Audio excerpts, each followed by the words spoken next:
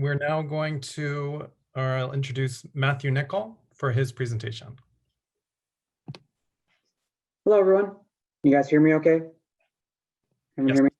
Awesome, awesome. So first of all, thank you guys so much for being here. I really appreciate it. Now, in the fall of 2018, I was promoted to the section leader of the El Dorado High School drumline based in Placentia, California. As a member of the drumline, we practiced 5 days a week, sometimes 4 to 5 hours a day, plus an additional practice whenever we had a show coming up the following week. On a typical Wednesday evening, after a grueling and exhausting rehearsal, we started to pack up for the night. Honestly, it was not one of our best practices. It was one of the hottest days of the week. We had a show coming up the next week. It was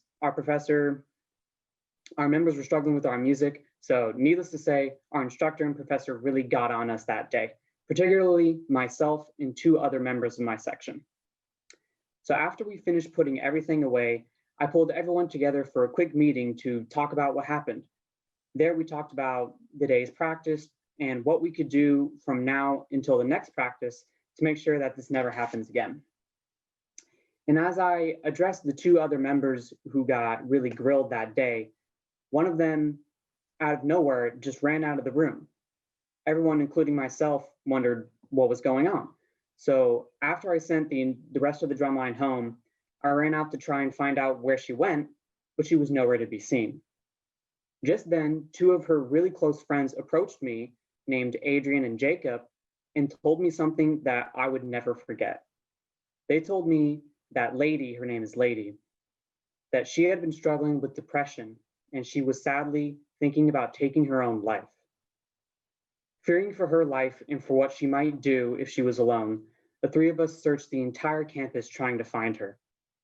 The entire time thinking to myself, please just let me find her.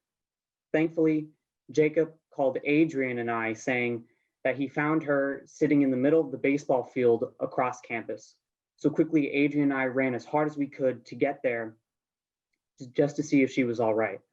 Once we got there, Adrian told me to hang back a bit as him and Jacob had been ladies' friends for years and may be able to talk with her, and me trying to help might make her run away or might make her uncomfortable. So just thankful that we found her. I agreed to lay back for a little bit. Thankful just that we found her. Those 10 to 15 minutes of just listening to her sobbing and explaining to Adrian and Jacob why she was depressed was one of the most hardest and most absolutely heartbreaking things I've ever experienced. I thought to myself, as her leader, as her mentor, her friend, how can I have been so blind to what was going on in her life? It was soul crushing to think that she was going through all of this on her own and none of us ever knew. And all I wanted to do was run out to the field and give her the biggest hug possible and tell her that everything is okay and that we love her so much and that we care for her. By that time, Lady started to relax, and Adrian and Jacob started to walk her back to the band room where we were all talking before. I followed closely behind, and by the time we both met up back in the band room, her and I ran towards each other, and I gave her the biggest hug possible. And I told her that I am always here for her no matter what. Her and I cried together, and she told me a little bit of what she already told Jacob and Adrian previously about why she was depressed.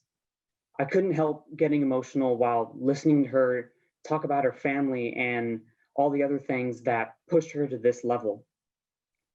The four of us talked for hours and hours that evening and wanted to talk longer, but as it got into midnight, 1 in the morning, we all decided to call it. Jacob offered to drive her to a friend's house to spend the night, which we all agreed was the best option for her, and we all parted ways that evening. Sadly, this is only one of the many, many stories about depression, mental health, and suicide in our world today. According to the World Health Organization in January of 2020, over 264 million people of all ages suffer from depression. 264 million people. And this is back in January. With COVID-19, racial and social injustice, and general disunity of people in our society today, think about where that number might be now.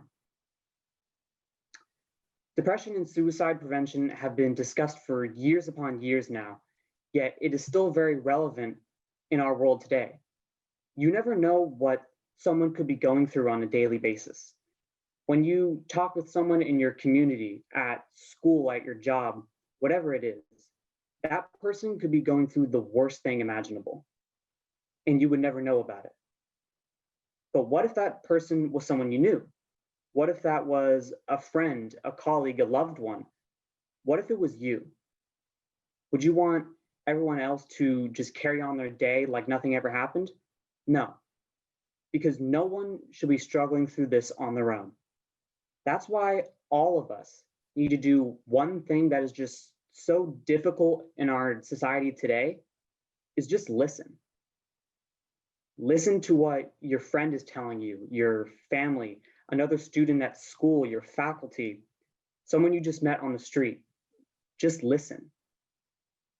Because that could mean the absolute world to someone who's struggling through depression, mental health, or even suicide. And you could prevent all of that simply by listening to them and treating them the same way that you would want to be treated in return. Thank you very much. Thank you, Matthew.